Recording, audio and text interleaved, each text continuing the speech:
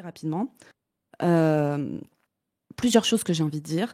D'abord, l'importance du je te crois dans ces contextes. Pourquoi il y a eu toute une critique du ouais, je te crois en fait, c'est pas trop, c'est pas trop trop c'est pas trop trop rigoureux, c'est pas trop trop la rationalité, il faut des preuves, etc. Il faut comprendre, c'est que dans le mouvement féministe, on parle du je te crois, le je te crois, c'est pas comment dire, une décision judiciaire. On a fait une enquête très fouillée, on a trouvé des preuves, on a fait des prélèvements ADN, des machins, des trucs, on a fouillé les téléphones et on dit voilà les preuves, voilà la vérité est là. Je te crois, c'est un acte militant, d'accord? Ce n'est pas un truc de juge ou de gens qui décrivent la société, c'est un truc de gens qui veulent changer. Je te crois, c'est une manière de dire à la personne, à une personne qui est dans une situation d'asymétrie profonde, et dans les cas de violence S, on est quasiment toujours dans des situations d'asymétrie, de domination de genre, de domination de classe, de domination de race, etc., etc. C'est de dire, je te crois car tu n'as que ta parole. Et la personne en face, elle a tout le reste. Et donc, je te crois, pour que tu aies l'espace de pouvoir dire ce que tu veux dire, c'est une manière de, à minima, renverser la situation d'asymétrie, renverser la situation de domination. Quand on est militant, c'est à peu près un des seuls trucs qu'on peut faire dans l'immédiat quand quelqu'un a besoin de parler et de dénoncer des violences. Et donc, je tiens à dire ce fait parce que, comment dire, moi je me pose une vraie question quand on est face à ce développement de type de discours, de pourquoi, enfin, ce que j'ai envie de dire, c'est que dire je suis neutre, c'est-à-dire je n'ai pas assez de preuves. Il y a une femme qui accuse, qui a fait quelques tweets, qui dit qu'elle ne va pas bien, euh, qui a 100 fois moins d'audience que le mec en face. Elle est précaire, elle est noire, elle est machin. Et en face, on a un discours qui, comme je l'ai dit, prend tout le pouvoir, impose la temporalité, etc., etc.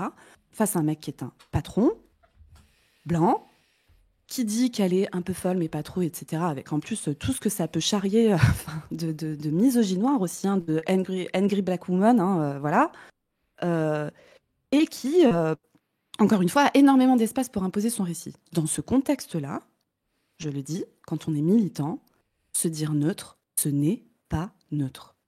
Au même titre que un enfant qui dénonce un inceste face à son parent, vous dites j'attends les preuves, il n'y en a jamais un. Spoiler, il n'y en a jamais. L'immense majorité de ces violences sont des violences qui se passent dans l'intime. La majorité des gens ne se filment pas en le faisant, ne le racontent pas dans leur cahier. D'ailleurs, le très rares fois où c'est condamné en justice pénale, c'est parce il existe ce type de preuve, ce qui est rarissime, d'accord?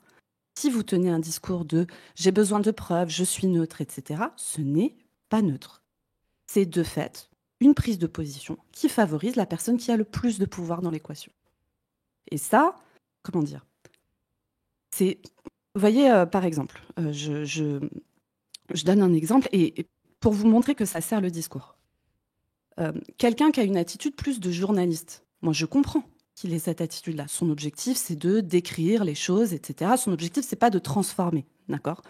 Euh, Moi, je prends l'exemple de Mathieu Burgalassi. Alors, je vous ai conseillé, c'est pas du tout pour le cibler lui, c'est pour vous, c'est parce que c'est Surtout que sa important sur le dernière plan vidéo est militaire. très bien, allez la voir, Oui, voilà, sincèrement, il y a sa vidéo on sur, vous a, après on l'article vous l'a conseillé, Mediapart est très très c'est bien. très bien.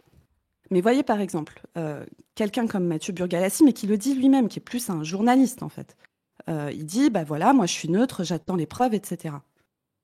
Le truc, c'est que pour que le témoignage puisse se produire, il faut quand même avoir créé des conditions pour qu'il puisse être produit, pour que Mediapart puisse faire son enquête. Et d'ailleurs, il y a des gens qui trouvent ça pas bien de passer par Mediapart. Il y a plein de trucs à reprocher à Mediapart, hein, il n'y a pas de problème. Mais en fait, si dans ces affaires-là, il y a besoin d'enquêtes journalistiques avec des preuves, etc., c'est parce que la société n'est pas prête au je te crois. Parce qu'en fait, les gens ne croient pas les victimes, ils croient Mediapart, qui n'est Mm. pas la même chose.